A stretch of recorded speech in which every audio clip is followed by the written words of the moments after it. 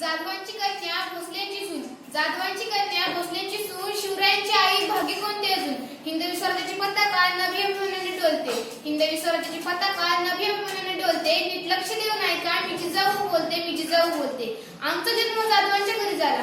त्यावेळी दारोदारी रांगोळ्या काढण्यात गेल्या, दाराला तोरणं लावण्यात आली व हातीवरून साखरी वाटण्यात आली आणि आमचं नाव जिजा असं ठेवलं. आईच्या इच्छेखातर आम्ही 6 भाषा शिकलो.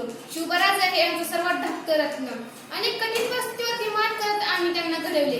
अंगणातील तुळस, गोठ्यातील गाय आणि घरातील गाय यांच्याकडे जर कोणी वाकड्या नजरेने पाहत असेल तर त्याची गय करू नका ही शिकवण आम्ही शिवरायांना दिली. आम्ही पाहिलेलं स्वतःचं स्वप्न हे त्यांनीच पूर्ण केलं.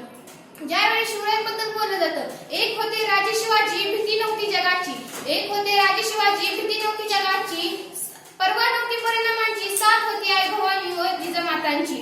मुहूर्तमेढ रोवली स्वराज्याची, मुहूर्तमेढ रोवली स्वराज्याची. म्हणूनच म्हणतात जय भवानी जय शिवाजी, जय भवानी जय शिवाजी. असं ऐकल्यावर आमचा अभिमानाने भरून येतो. म्हणूनच सांगते बाळांनो, शिवरायांसारखा अभ्यास करा, त्यांच्यासारखं मोठं व्हा आणि आपल्या आई वडिलांचं नाव मोठं करा.